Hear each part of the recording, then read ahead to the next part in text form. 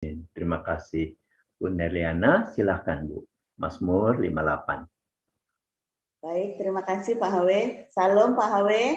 Shalom Bu. Halo Pastor Paul, Bu Ana, salam Bu Vivin dan Pak Alex. Salam Bapak Ibu semua, saudaraku yang ada di live Zoom dan di live YouTube, dan juga akan nonton siaran ulang kita hari ini.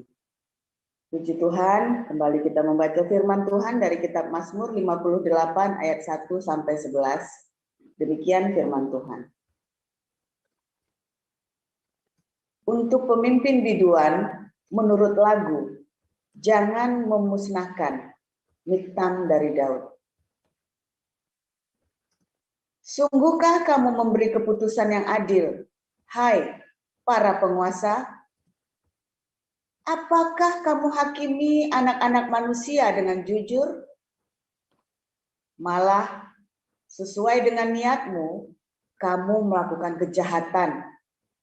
Tanganmu menjalankan kekerasan di bumi. Sejak lahir, orang-orang fasik telah menyimpang. Sejak dari kandungan, pendusta-pendusta telah sesat. Bisa mereka serupa bisa ular. Mereka seperti ular tedung, tuli yang menutup telinganya, yang tidak mendengarkan suara tukang-tukang serapah atau suara pembaca mantra yang pandai. Ya Allah, hancurkanlah gigi mereka dalam mulutnya. Patahkanlah gigi-gigi singa-singa muda ya Tuhan. Biarlah mereka hilang seperti air yang mengalir lenyap. Biarlah mereka menjadi layu seperti rumput di jalan.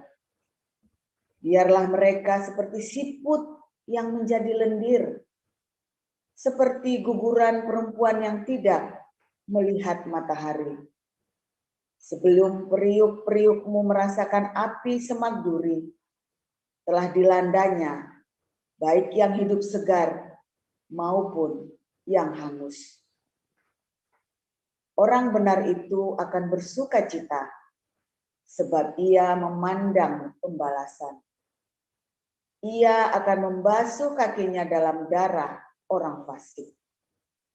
Demikian bacaan firman. Terima kasih Bu Nerliana, Bu Sarma. Saya tunggu sebentar ya, saya bukain dulu ya. Bu Sarma, momen. Saya nggak ketemu nih. Bentar.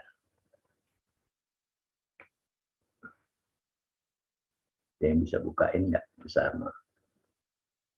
Sudah, Pak. Udah, silakan Bu. Sudah.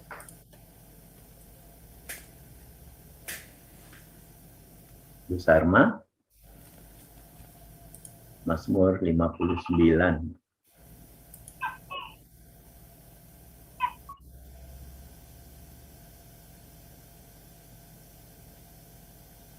Bu Sarma. Belum unmute ya.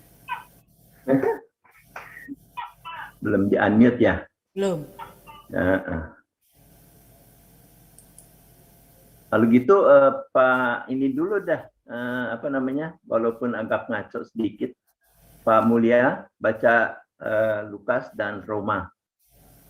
Bisa diatur begitu nggak? Soalnya Bu Sarma kelihatannya belum siap. Atau Pak Mulia bisa baca Mazmur 59 dulu Pak, 1 sampai 17. Oke, baik Pak. Ya, terima saya kasih. Baca, Pak. Ya. Ya, saya baca Mazmur 59 ya. Iya. Oke. Untuk pemimpin biduan, menurut lagu, jangan memusnahkan Miktam dari Daud. Ketika Saul menyuruh orang mengawasi rumahnya untuk membunuh dia. Lepaskanlah aku daripada musuhku, ya Allahku. Bentengilah aku terhadap orang-orang yang bangkit melawan aku. Lepaskanlah aku daripada orang-orang yang melakukan kejahatan. Dan selamatkanlah aku daripada penumpah-penumpah darah. Sebab sesungguhnya mereka menghadang nyawaku. Orang-orang perkasa menyerbu aku, padahal aku tidak melakukan pelanggaran. Aku tidak berdosa, ya Tuhan. Aku tidak bersalah, merekalah yang lari dan bersiap-siap. Marilah mendapatkan aku, dan lihatlah, Engkau, Tuhan, Allah semesta alam, adalah Allah Israel. Bangunlah untuk menghukum segala bangsa. Janganlah mengasihani mereka yang melakukan kejahatan dengan berkhianat. Pada waktu senja, mereka datang kembali. Mereka melolong seperti anjing dan mengelilingi kota. Sesungguhnya mereka menyindir dengan mulutnya. Cemooh ada di bibir mereka. Sebab siapakah yang mendengarnya? Tetapi Engkau, Tuhan, menertawakan mereka. Engkau mengolok-ngolok segala bangsa. Ya, kekuatanku, aku mau berpegang padamu. Sebab Allah adalah kota bentengku. Allahku dengan kasih setianya akan menyongsong aku. Allah akan membuat aku memandang rendah seteru-seteruku. Janganlah membunuh mereka supaya bangsaku tidak lupa. Halaulah mereka kian kemari dengan kuasamu, dan jatuhkanlah mereka. Ya Tuhan, perisai kami. Karena dosa mulut mereka adalah perkataan bibirnya. Biarlah mereka tertangkap dengan kecongkakannya. Oleh karena sumpah serapah dan dusta yang mereka ceritakan. Habisilah mereka dalam geram. Habisilah sehingga mereka tidak ada lagi. Supaya mereka sadar bahwa Allah memerintah di antara keturunan Yakub sampai ke ujung bumi. Pada waktu senja, mereka datang kembali. Mereka melolong seperti anjing dan mengelilingi kota. Mereka mengembara mencari makan. Apabila mereka tidak kenyang, maka mereka senyum. Tetapi aku mau menyanyikan kekuatanmu. Pada waktu pagi, aku mau bersorak-sorai karena kasih setiamu. Sebab engkau telah menjadi kota bentengku, tempat pelarianku pada waktu kesesakanku. Ya kekuatanku, bagimu aku mau bermazmur. Sebab Allah adalah kota bentengku, Allahku dengan kasih setianya. Demikian firman Tuhan. Amin. Terima kasih. Saya yang bacakan deh ya. Lukas 18. Yesus mengatakan suatu perumpamaan kepada mereka untuk menegaskan bahwa mereka harus selalu berdoa dengan tidak jemu-jemu. Katanya, dalam sebuah kota ada seorang hakim yang tidak takut akan Allah dan tidak menghormati seorang pun. Dan di kota itu ada seorang janda yang selalu datang kepada hakim itu dan berkata, belalah hakku terhadap lawanku. Beberapa waktu lamanya hakim itu menolak, tetapi kemudian ia berkata dalam hatinya, walaupun aku tidak takut akan Allah dan tidak menghormati seorang pun, namun karena janda ini menyusahkan aku, baiklah aku membenarkan dia supaya jangan terus saja ia datang dan akhirnya menyerang aku. Kata Tuhan, camkanlah apa yang dikatakan hakim yang lalim itu. Tidakkah Allah akan membenarkan orang-orang pilihannya yang siang malam berseru kepadanya, dan ia mengulur-ngulur waktu sebelum menolong mereka? Aku berkata kepadamu, ia akan segera membenarkan mereka. Akan tetapi jika anak manusia itu datang, adakah ia mendapati iman di bumi? Roma 16. Aku meminta perhatianmu terhadap Febe, saudari kita yang melayani jemaat di Kengkrea, supaya kamu menyambut dia dalam Tuhan, sebagaimana seharusnya bagi orang-orang kudus, dan berikanlah kepadanya bantuan bila diperlukannya.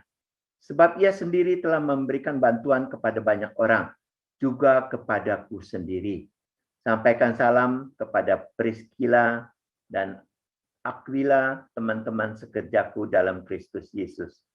Mereka telah mempertaruhkan nyawanya untuk hidupku. Kepada mereka, bukan aku saja yang berterima kasih, tapi juga semua jemaat bukan Yahudi. Salam juga kepada jemaat di rumah mereka. Salam kepada Epenetus, saudara yang kukasihi, yang adalah buah pertama dari daerah Asia untuk Kristus. Salam kepada Maria yang telah bekerja keras untuk kamu.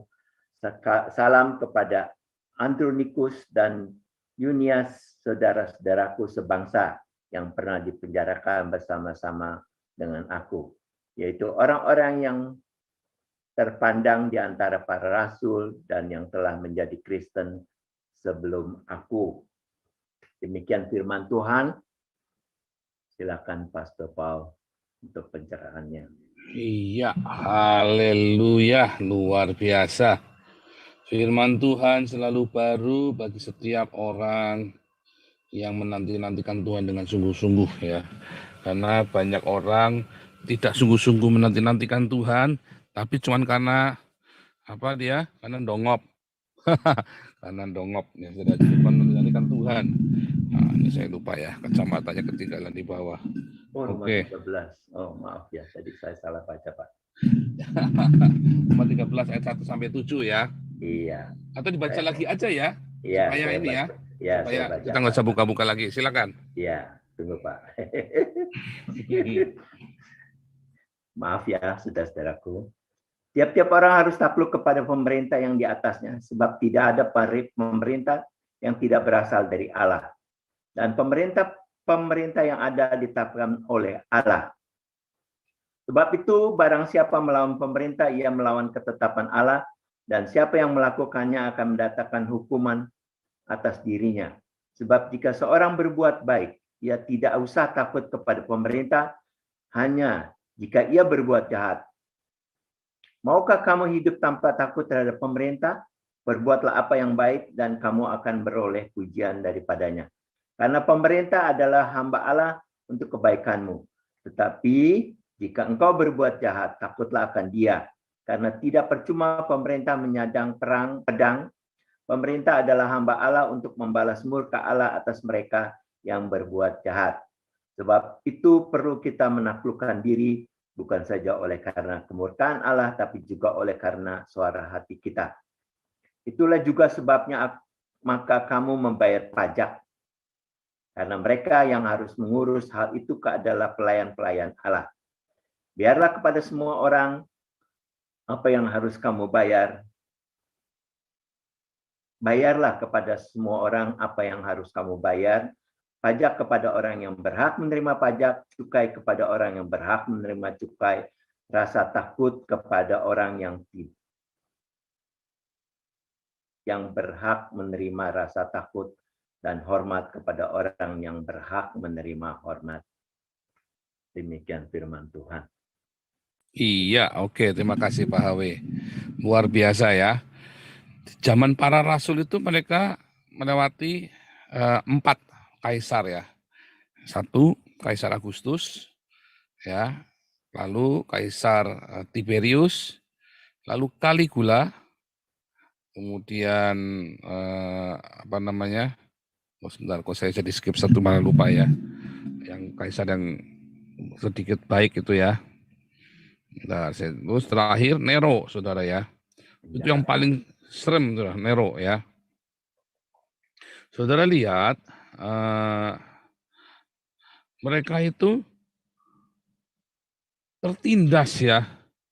Tertindas sekali, saudara. Anda mau sadar nggak sadar, ya, mau menyadari atau tidak, mereka itu tertindas. Claudius ya, Claudius. Jadi pertama Agustus, terus Tiberius, nah ini ada yang ketinggalan ya, Caligula, kemudian Claudius, dan paling sadis Nero. Hampir semua rasul-rasul itu menjadi martir di zamannya Nero ya. Mereka sudah usia lanjut memang, tetapi Nero ini memang gila benar. Dan bahkan Caligula ini naruh patung kepalanya di dalam bait suci, saudara. Caligula ya. Tetapi baik Yesus maupun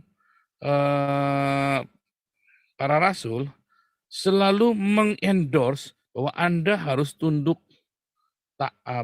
bukan berarti Anda itu harus nurut menyembah berhala, bukan ya.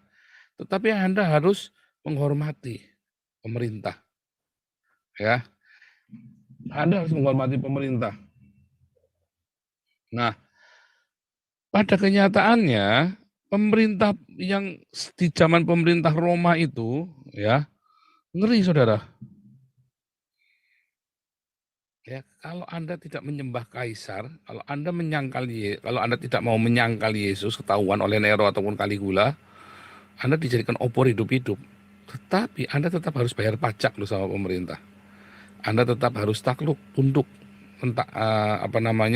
menghormati mereka, ya, nggak boleh memberontak, lawan, tidak boleh melawan. Makanya dari zaman para rasul sampai dengan tahun 300 tidak ada perlawanan orang Kristen dengan angkat senjata, itu nggak ada, saudara.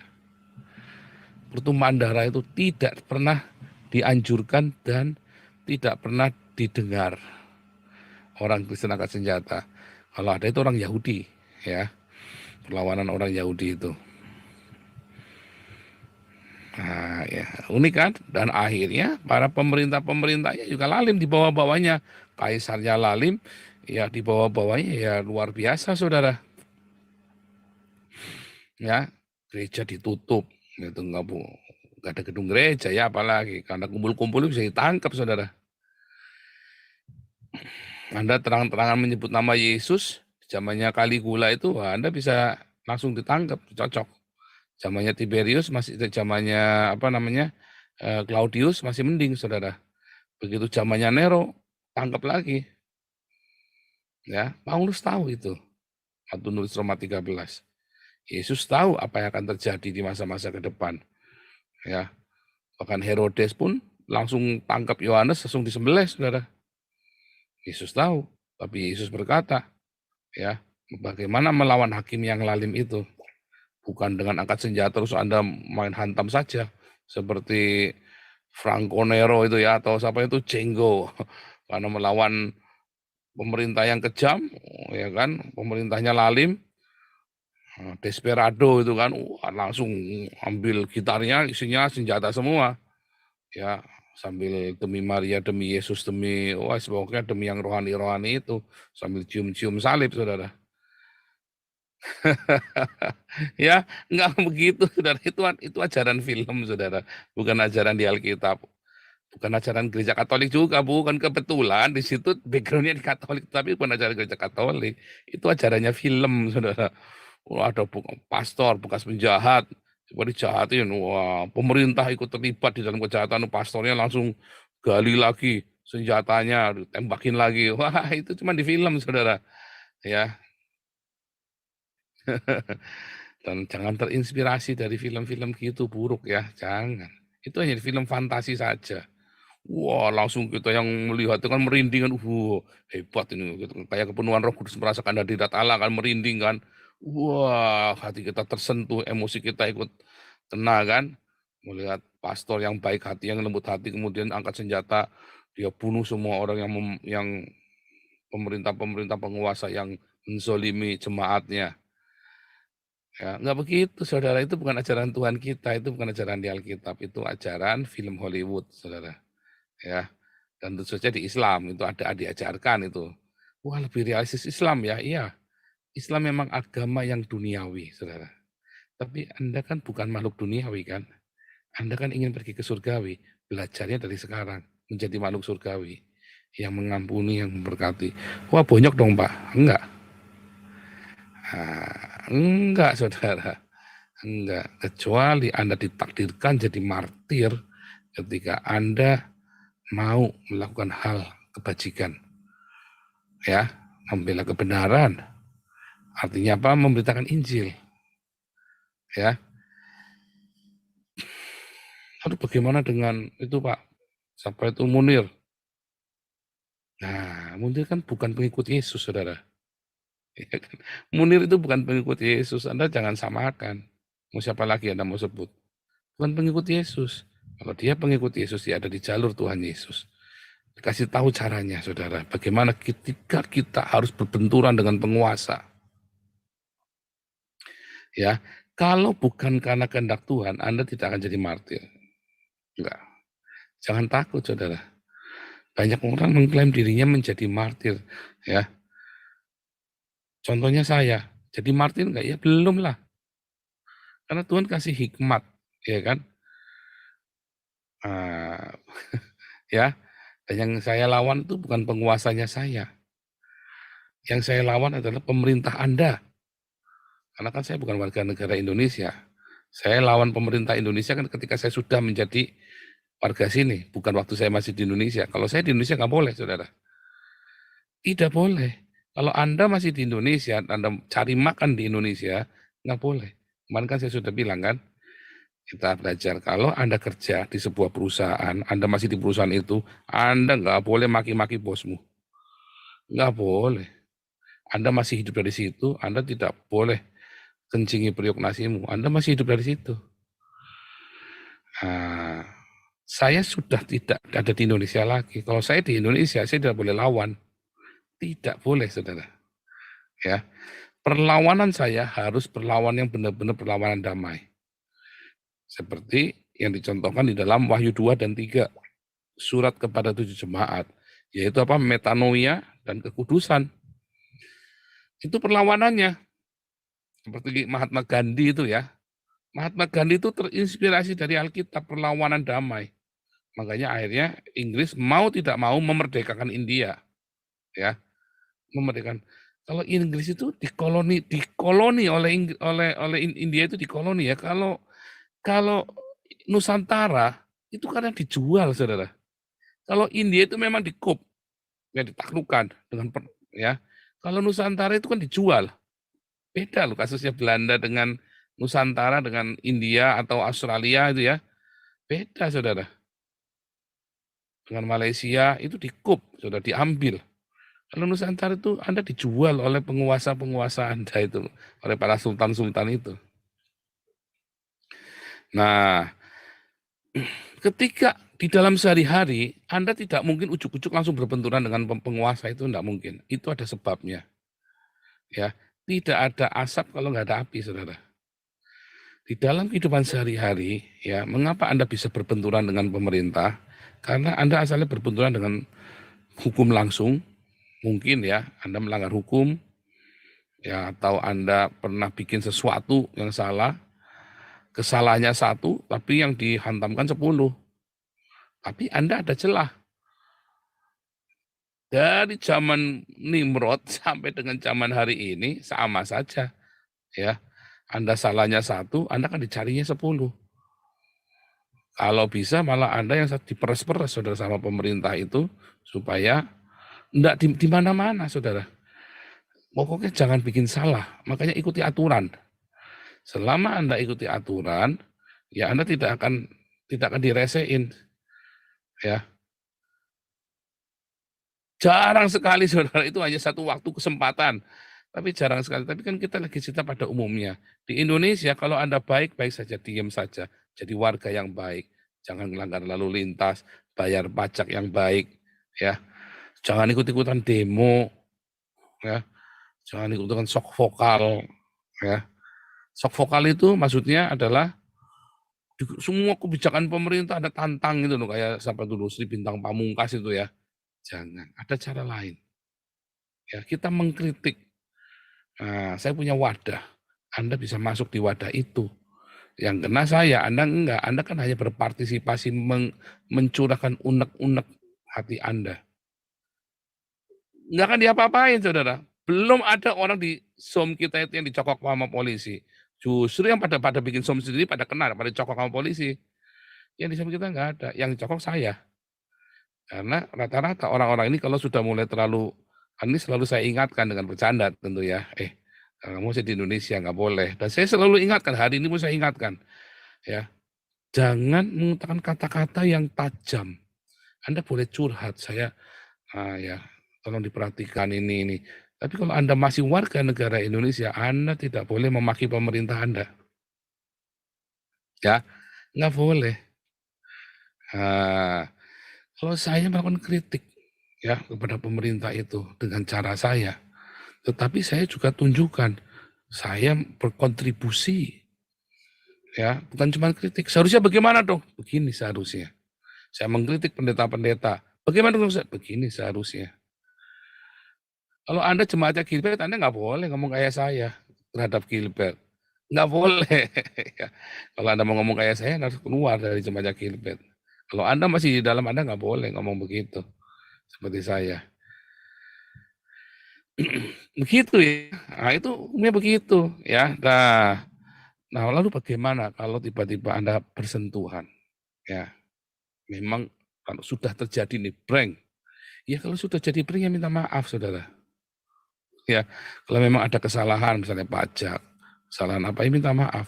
Dan di dalam minta maafnya itu ya Anda akan dimintai kompensasi dengan sendirinya, ya kan? Tetapi hati-hati dalam kompensasi itu jangan sampai menimbulkan pelanggaran hukum yang baru. Sebab ketika Anda melanggar hukum yang baru, itu akan menjadi kesalahan. Bagaimana harusnya? Anda doa sama Tuhan. Ya, gedor pintu surga. Ketika Anda berhadapan dengan pemerintah, Anda jangan langsung, wah ada ini, wah tambah ruwet saudara. Ya, saya itu biasa kumpul sama orang-orang seperti ini ya. Kita itu kalau kumpul ya, dulu di Hyatt saudara. Ya, kalau kumpul itu di Hyatt, kalau nggak di Hyatt itu di Oriental Mandarin itu ya, Jakarta. Kita ini duduk ya, di situ kan ada longnya besar itu ya. Duduk di sini, duduk di sana, duduk di sana. Mereka nggak saling kenal saudara. Tetapi pasti saling silang, ada yang kenal. Mereka tidak saling kenal, tetapi ada yang saling kenal jadi maklarnya. Salah satunya saya. Ya, kita saling silang begitu, saudara. Nah, waktu saling silang itu, ya, kita memaksakan kehendak kita, ya. Dan ketika Anda ketemu orang yang salah, habis Anda. Makin diporotin, saudara. Nggak tambah benar. Ya, nggak tambah benar. Malah, berapa kali saya temukan, sebaiknya Anda hadapin sendiri, tanpa harus melalui calo-calo ini, saudara. Bagaimana caranya? Takut Pak saya Pak, makanya berdoa sama Tuhan. Ya, seperti janda tadi ya yang miskin tadi, datangi sendiri hakimnya saudara, datangi sendiri pengacara, apa polisinya, datangi sendiri. Datangi sendiri, ya. Jangan melalui calo-calo itu. Percaya saya, kalau ketemunya saya dulu ya, baik saudara, nggak rakus. Ya, karena saya juga memikirkan masa depan saya. Tapi kalau ketemunya banyak orang, kejebak sudah, mati di situ dia. Kenapa saya nggak rakus? Karena saya punya masalah juga. Dan saya tahu rasanya. Nah, saya pengen nolong orang, tapi saya mau dapat untung. Tapi itu kan saya, ya. Banyak orang kejebak habis. Habis, saudara. Masuk dari sini, kena sana, di... Wah, itu semua ngeri, saudara. Lawyernya pun, wah banyak yang ngeri ya. Kita sudah berapa kali ya ganti lawyer ya. Saya bilang sampai, aduh Tuhan, kenapa hampir tidak ada lawyer yang baik? Itu ada siapa yang bilang ya? Ada filosof. Sebentar ya. Bagaimana supaya dunia ini aman? Dia bilang bunuh semua lawyer katanya. Ngeri ya, bunuh semua lawyer yang ada di dunia. Nanti aman dunia ini. Siapa yang benar ya? Bunuh semua lawyer. Saya lupa itu ya. Bunuh semua lawyer. Dia bilang ini.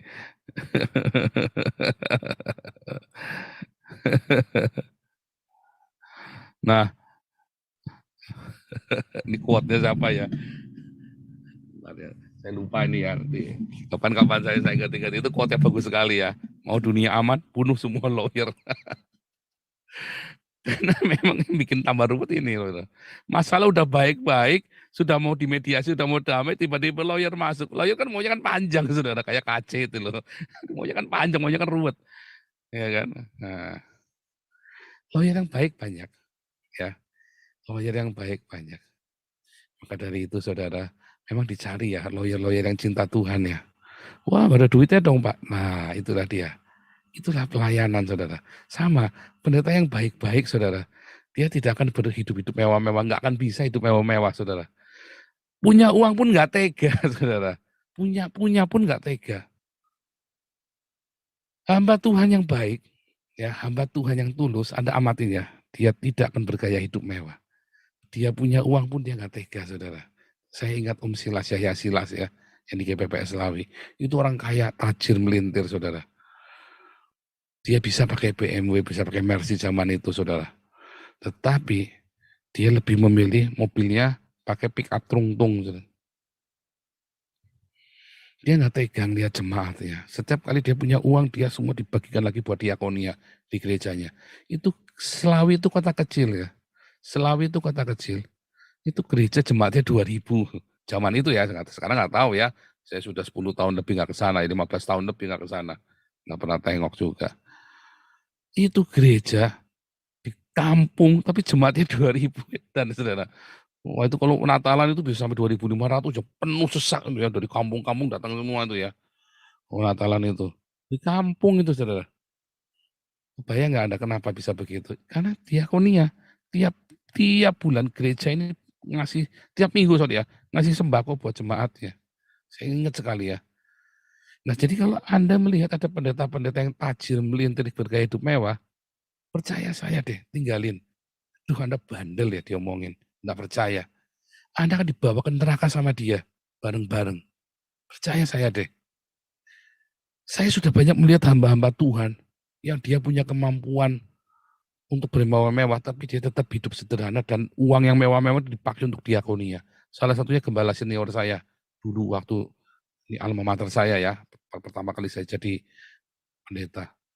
Itu juga saudara, itu hamba Tuhan yang baik. Orang kaya, punya hotel saudara, punya hotel paling gede di kota itu saudara. Tapi itu tetap hidupnya sederhana, makanya kemana-mana Avanza. Ya, saya sudah pakai mobil lebih bagus dari dia. Dia tetap pakai mobilnya itu, saudara enggak ganti. Sampai mau Anyar Pol, enggak dikasih. Saya beli punya jemaat. Oh, enggak ini beli, saya beli bekal. Tapi dia mobil tetap itu, saudara. Dulu pun saya ingat saya menyetir pakai mobilnya mobil sederhana. Saya suka nyetirin dia kalau keluar kota. Ya sederhana sekali hidupnya. Sampai ada hamba Tuhan pakai Fortuner ya. Saya ingat saya ketemu di SPGI. Dung di SPGI ketemu. Iya, ah,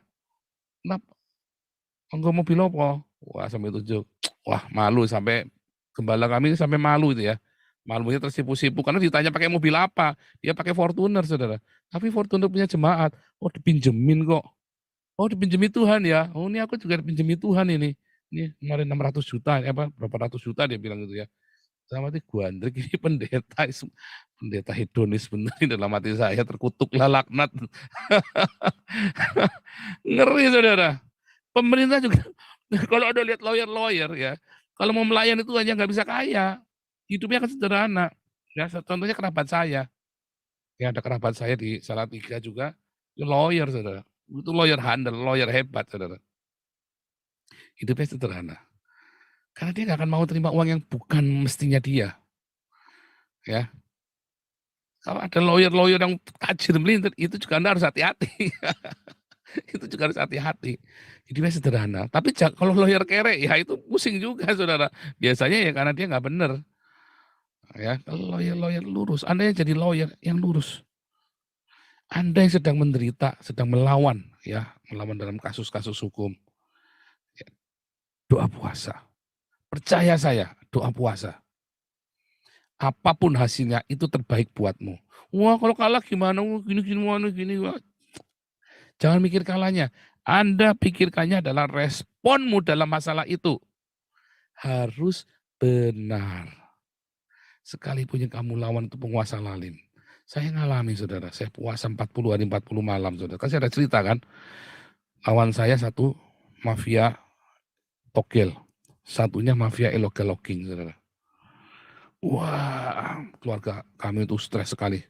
Wah, lawannya ngeri saudara. Dan saya menghadapi sendirian waktu itu.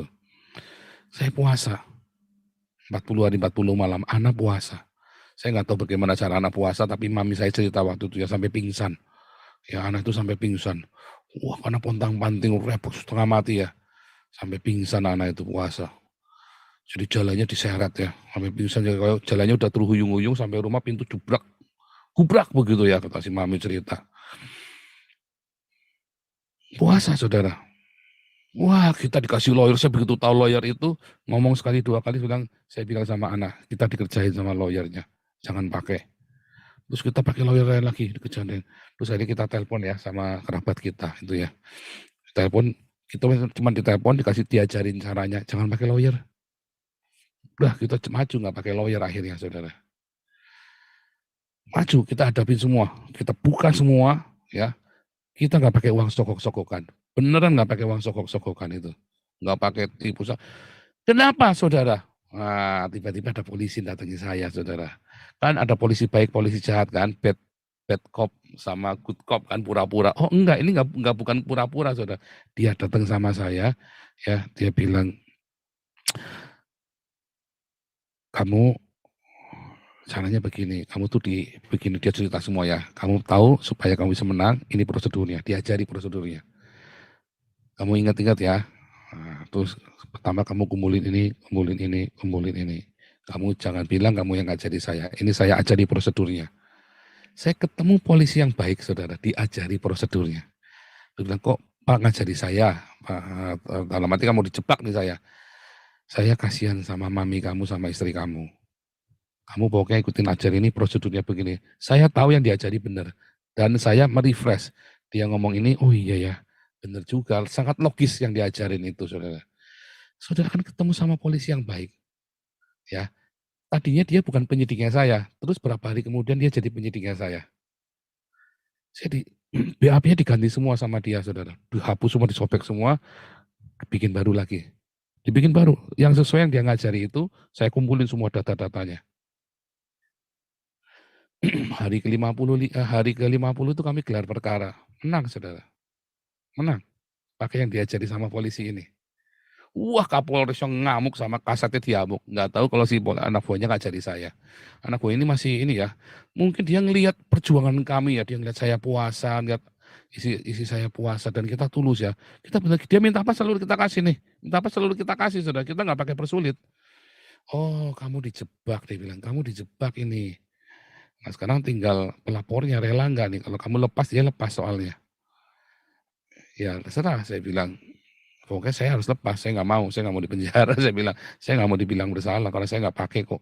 Saya jujur kok. Seumur hidup saya nggak pernah nipu, seumur hidup saya tidak pernah apa namanya, nyontek aja saya nggak pernah kok.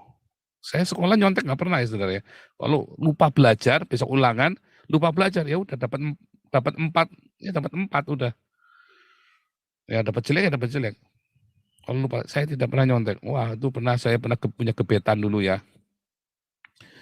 Wah, gebetan itu memanfaatkan saya dia. Dia memanfaatkan saya karena dia suka nyontek. Dia pikir saya, kan nilai saya selalu bagus dulu ya.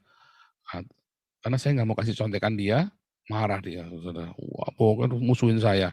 Saya nggak urusan, memang, lah kamu gimana? Saya aja nggak mau nyontek, kamu mau nyontek. Saya bilang begitu ya. Jadi pokoknya hidup yang benar, saudara, sama Tuhan. Kalau saudara suatu ketika harus campur sama penguasa atau orang, terus dia pakai backingan penguasa, jangan pernah takut. Jangan pernah duduk, wah Pak itu backingannya orang itu loh Pak. Tai kucing, saudara. Nggak perlu takut, saudara. Saya udah ngalamin, ya. Saya udah ngalamin sendiri. Puasa yang benar, dengan hatimu tuh terarah sama Tuhan. Dan pakai cara Tuhan. Jangan Anda sudah puasa, terus Anda masih mau main sokok sana, sokok sini. Anda akan menang. Nanti Anda nggak ngerti mana yang cara Tuhan, mana yang cara musuh. Ya, pokoknya lepas semua cara digunakan. Ya, Anda namanya nggak punya iman. Serius ya. Kalau Anda puasa, cari Tuhan dengan benar. Anda pikir polisi itu korup semua? Enggak, saudara. 100 polisi yang korup cuma 2. Percaya saya. 100 orang polisi di kantor itu, yang korup cuma 2, saudara. Cuman masalahnya yang 2 ini yang membiayai operasional di kantor itu. Nah, itulah susahnya. Makanya Anda nggak bisa ketemu polisi yang baiknya sampai Tuhan akan temukan Anda. Dan itu hanya Tuhan yang bisa temukan Anda. Karena hukum ini kan punyanya Tuhan. Tadi ya, Tuhan itu pakai polisi pemerintah ini. Anda pikir orang Roma itu jahat semua. Yang kejam itu cuma Caligula aja sama Nero, saudara. Yang geblek itu, saudara. Iya kan? Bahwa banyak yang baik, banyak. Contohnya Cornelius. Baik kan, kepala pasukan yang menyembah Yesus. Ya kan, yang anak hamba-hambanya orang Yahudi yang sakit itu. Baik kan? Banyak, saudara. Anda jangan pikir pemerintah itu kurang ajar semua. Melalui pemerintah, selalu ada orang baik di sana, saudara. Tidak mungkin tidak ada. Tuhan itu maha adil. Tidak mungkin tidak ada orang baik di sana. Sejahat-jahatnya, ya, selalu ada. Dan Anda akan ketemu lawyer yang baik, polisi yang baik, jaksa yang baik, hakim yang baik. Tapi ketika Anda sudah bermain kotor, ya Tuhan nggak akan temukan Anda, ketemunya orang yang kotor lagi. Ya, wah ini resiko ya main-mainan begini. Oh iya, tapi saya ajarin Anda, jangan pernah bermain kotor. Cari Tuhan dengan sungguh-sungguh puasa, karena Anda akan ketemu dengan polisi yang baik. Setelah Anda menang, Anda mau kasih hadiah, mau kasih apa, itu urusan belakang, saudara. Tapi jangan pernah dorong, ya, terus apalagi mentang-mentang Anda punya uang, oh diporotin. Begitu polisi yang baik, yang tadinya baik, begitu Anda mau, terus kemudian mulai main kotor, saudara. Jadi nggak baik lagi. Tadinya dia sudah baik, jadi nggak baik, saudara. Ya. Cuman datangnya juga jangan dengan pelit. Ya kalau datang ya namanya datang saudara sehari-harian dibantu dia apa segala macam. Tetap namanya uang tetap keluar belikan nasi bungkus. Jangan pelit sama sekali. Ya, kelewatan saudara. Mereka itu juga gajinya juga kecil. Ya kan? Para yang gede itu bos-bosnya. Ya, jangan pelit juga. Karena dia kan lihat sikapnya Anda datangnya pakai Fortuner, datang ke sini bawa gorengan aja enggak. Dasar Cina pelit kan begitu saudara. Oh serius yang saya ngomong ini beneran. Saya nguping saudara. Cina pelit iki. Padahal saya tahu ini polisi yang baik. Saudara.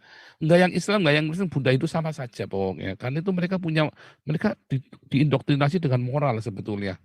Di akademi itu, di sekolah, di pendidikannya mereka diindoktrinasi dengan moralitas saudara. Tetapi di tengah jalan itu rontok semua karena siapa? Karena kita.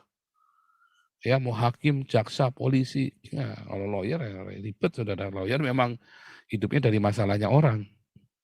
Tapi lawyer yang baik banyak sekali, banyak yang idealis ya, banyak saudara. Ya, saya nggak tahu ya orang ini masih bisa dikontak apa enggak. Dulu saya pernah kenal ya satu lawyer yang baik ya, orang ini aneh nyantriknya minta ampun. Begitu saya main uang, marah dia saudara, marah dia. Tapi saya pernah ya tolong orang ya pakai orang ini, nggak pakai sokok-sokokan. Saya pernah ya ngelepasin orang keluar dari penjara pakai lawyer ini ya. Saya lupa nomor kontaknya ya. Dulu ya. Ini saya lagi coba kontak lagi ya buat hari Senin itu loh. Buat acara kita hari Senin kan kita lagi cari lawyer. Saya lagi mau kontak dia lagi cari tapi belum berhasil ketemu saudara. Saya lagi cari-cari ininya kontaknya. Karena udah berapa 10 tahun 15 tahun saya enggak ketemu dia kali ya. 10 tahun kali ya enggak ketemu dia. Wah, ini entah masih hidup entah enggak. ini dokter hukum, dokter dia memang dokter hukum. Ini orang pintar sekali, tapi orang yang nyentriknya minta ampun. Begitu saya main uang dia marah sekali sama saya. Marah sekali dia. Lalu dia urus sendiri, ya dia urus tanpa uang ya, kami urus sendiri tanpa uang. Lolos saudara. Ketemu hakimnya baik, ketemu jaksanya baik. Ya, pertama jaksanya marah, kamu mau apa? Dikira mau nyogok saudara. Hakimnya juga kita datangin, dikira mau nyogok, marah hakimnya. Terus dia bilang, lain kali jangan ketemu saya kondisi seperti ini ya. Dia bilang begitu, jangan. Nanti tidak baik buat kamu, tidak baik buat saya. Dia bilang begitu. Ketemu yang baik-baik saudara. Ya, percaya saya kalau Anda tulus sama Tuhan. Dan kamu benar-benar tidak salah. Kalau salah, ya ngaku salah saja. Oke, apapun hukumannya, terima saudara. Konsekuensi, jangan mau udah salah, maunya lolos, enak aja. Jangan. Kalau mau lolos, berdamai sama pelapornya. Kalau itu delik aduan. Ya. Begitu ya. Jadi kalau Anda dalam kondisi mengalami penguasa-penguasa itu, ya, Anda harus cari Tuhan sungguh-sungguh yang pertama. 2, Anda jaga hatimu bersih. Ya. Dan memang Anda jangan salah. Kalau salah, terima salah. Setidaknya Anda dihukumnya ringan. Tetapi kalau Anda bisa berdamai, itu bagus. Ya. Saya sering damaikan ya. Bisa. Ya. Apakah harus uang sana, uang sini? Enggak. Karena di dalam kepolisian itu, kalau delik aduan itu ada proses mediasi. Bisa saudara, tetap. Ya. Semua itu bisa. Tanpa harus yang hebat-hebat, yang heboh-heboh begitu. Karena selalu ada orang baik di sana yang sebenarnya ingin yang baik. ingin melakukan tugasnya dengan profesional yang baik. Doa sama Tuhan, nanti Anda ketemu orang-orang ini. Tapi kalau Anda sembarangan, wah doanya doa sembarangan, iya Anda ketemu, saudara. Orang-orang ini hanya muncul ketika ya kayak malaikat itu, saudara. Ya, kayak malaikat penolong. Ini orang ini yang polisi yang dulu nolong saya itu kayak malaikat penolong ya. Saya nggak kenal orang ini. Ya, tiba-tiba dia, pokoknya saya sering tahu dia ngamati dari jauh itu loh. Saya sering lihat dia, saya pikir dia bukan polisi, tamu di situ, tukang besuk juga. Saya sering tiba-tiba masuk ke sel loh.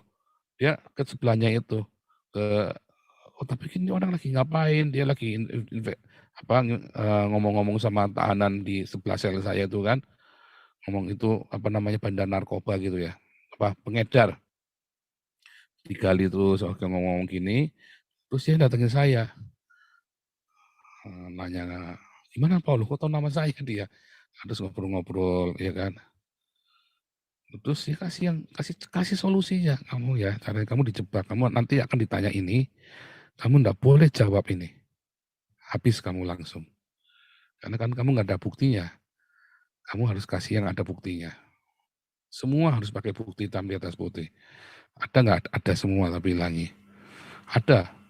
Wah itu saudara, saya pengalaman itu ya, membuat saya membandingkan ya ketika saya jadi penjahat ya, pengalaman saya jadi waktu saya rusak itu ya, saya habis banyak sekali saudara, miliaran. Tapi kenapa dalam miliaran itu ya, wah kasusnya nggak ruwet-ruwet semua saudara, ruwet-ruwet semua. Tapi yang kasus yang ini yang punya saya ruwet, lawannya mafia beneran. Wah, yang miliar-miliar itu lawannya kroco-kroco saudara. Tapi yang ini saya lawannya mafia, bener-bener mafia. Kok bisa lolos ya? Tanpa uang gitu loh maksudnya. Yang ini malah kasus sepele saudara, bisa duitnya keluar miliar, ratusan juta. Yang ini kasus gede banget, ngeri banget, tetapi saya bisa lolos. Nah itu tadi ya, akan ditemukan dengan orang yang tepat. Terus kita gedor terus ya. Kita gedor terus dengan apa? Dengan doa. Ya, dengan doa. Anda jangan takut. Pemerintah itu ada. Kalau dia tidak karena perkenanan Tuhan, walaupun dia penjahat mafia, nggak akan bisa jadi, saudara. Kalau dia sudah jadi pemerintah atas perkenanan Tuhan, Anda berdoa Tuhan lembutkan hati dia. Jangan takut, saudara. Ya, jadi 3 hal itu tadi penting. 1, Anda harus berdoa. Kedua, kalau Anda salah, ngaku salah. Jangan bikin ruwet, jangan bohong juga. Kalau memang ada Anda minta maaf dengan rendah hati, jangan ditantangin. Ya, aku salah. Yang ketiga itu tadi, Anda harus rendah hati. Jangan Anda malah backing kan, ngeluarin backing ini, ngeluarin backing itu. Marah saudara. Polisi yang tadinya baik-baik, Anda ngeluarin backing, dia jadi panas saudara. Jangan ditantang. Ya. Akhirnya Anda pakai duit lagi, harus pakai duit lagi. Backing kan pakai duit saudara. Anda benar-benar cari Tuhan dengan sungguh-sungguh. Ya. Nanti Anda akan ditemukan dengan orang-orang yang baik, orang-orang yang tepat. Orang-orang yang tepat itu nanti akan membimbing Anda kayak malaikat nuntun Anda di dalam lembah kekelaman itu. Itu caranya saudara ketika Anda harus menghadapi masalah-masalah yang sulit. Dan ingat, Yesus itu adalah ahli hukum saudara. Ya, dulu pernah saya ajari kan, semua yang dipanggil rabai, Yesus kan dipanggil rabai, guru. Semua yang dipanggil guru itu dulu adalah sekolah. Sarjana Torah itu artinya hukum. Yesus itu sarjana hukum, ahli hukum. Dia adalah penasihat yang ajaib. Ya, dia adalah wonderful counselor. Dia akan mengajari Anda sendiri, memberi hikmat, dituntun kepada orang-orang yang tepat. Ya, namanya kan Bapa yang ajaib, penasihat Bapa yang kekal, penasihat yang ajaib, wonderful counselor. Ya, Yesus adalah ahli hukum yang luar biasa. Dia akan menjadi pembela Anda. Ya, semoga firman Tuhan pagi hari ini untuk Anda yang sedang terlibat dalam banyak masalah ya. Saya tidak akan memberikan teknis karena bukan memenang saya, tapi saya memberikan nasihat rohani kepada Anda. Responmu harus benar. Ya. Datang dengan rendah hati, ya, paling penting itu rendah hati tadi ya. Bikin perdamaian. Tuhan Yesus berkali-kali ngajari kalau kamu sedang bermusuhan sama orang, ya, Sebelum dia sampai ke sidang, sebelum sidang, Yesus sudah ngajarin ya, sebelum sidang di waktu muka hakim, berdamai dulu cepetan. Jangan sombong-sombongan, saudara. Anda punya masalah sama orang, datangi dulu, merendah. Pak, maafkan aku. Tolong, Pak, bermedia, berdamai. Rendah hati. Kalau Anda lagi kena masalah, jangan keras-kerasan, tegar tengkuk, Anda mau tanduk. Wah, itu orang kacau. Nah, itulah, disitulah sebenarnya karakter Anda aslinya keluar. Ya kan? Seberapa pecundangnya Anda kan? Anda pikir kalau mengalah pecundang? Enggak. Kalau Anda nantangin dia, lalu tiba-tiba dia lebih hebat, Anda kain. Nah, disitulah Anda kelihatan pecundang. Tapi Anda disitu kan kelihatan kebesaran hatimu. Sekalipun Anda memang kuat, saya udahlah kita damai aja ya. Jangan ribut. Di situ Anda kan kelihatan ya, respon-responmu harus benar. Anda pikir kalau Anda orang hebat terus bisa menang. Saya banyak ngalahin orang-orang yang jauh lebih hebat dari saya, lebih kaya dari saya, saudara. Ya, enggak, belum tentu, saudara. Ih, jahat sekali sih. Dunia hukum itu jahat sekali, saudara. Banyak setan saudara, di situ. Anda kalau nggak jadi setan nggak bakal menang. Tapi kalau Anda jadi malaikatnya, dituntun oleh malaikat, lewat situ, setan nggak bisa lawan. Masalahnya dituntun oleh siapa? Dituntun oleh setan, apa dituntun oleh malaikat? Dituntun oleh setan, banyak setan-setan yang lebih hebat, saudara. Ya, banyak. Jangan-jangan setan yang nuntun Anda itu sengaja nuntun Anda kelihatannya menang, tapi Anda juga diporotin. Ya kan, habis-habisan. Tapi kalau Anda dituntun oleh malaikat, ya kadang-kadang orang ya, oh saya keluar 5 miliar nggak apa-apa. Padahal kalau Anda dihukum, paling cuma 6 bulan, saudara. 5 miliar Anda bisa cari 5 miliar dalam 6 bulan. Oh ini masalahnya harga diri, Pak. Oh enggak. Mungkin saat itu Tuhan suruh kamu merendahkan hati, Tuhan hancurkan hidupmu. Anda 5 miliar bisa, wah dulu saya mikirnya gampang gitu ya, 5 miliar, saya kumpul-kumpulin miliaran juga ya. Padahal kalau saya nyari sendiri belum tentu dapat segitu, saudara. Setahun aja belum tentu dapat segitu. Edan ya, edan memang. Orang-orang kalau udah kerasukan setan masalah hukum itu ya, ranjungan setan orang ngeri, saudara. Itu orang-orang itu ya di Indonesia itu kalau ketahuan kelihatannya kan, wah tumpakannya sederhana, apa segala macam. Kalau sudah masalah hukum baru ketahuan di orang kaya, orang apa, gede-gedean duit, saudara. Nah itulah, jangan ya, jangan. Andalkan Tuhan, rendah hati, coba berdamai. Ya, dan yang benar, cara yang benar, yang jalurnya. Nanti Tuhan akan sertai kamu. Puasa ya, puasa kalau perlu. Kami puasa dulu ya. Oke, Tuhan Yesus memberkati. Silakan Pak Hawe.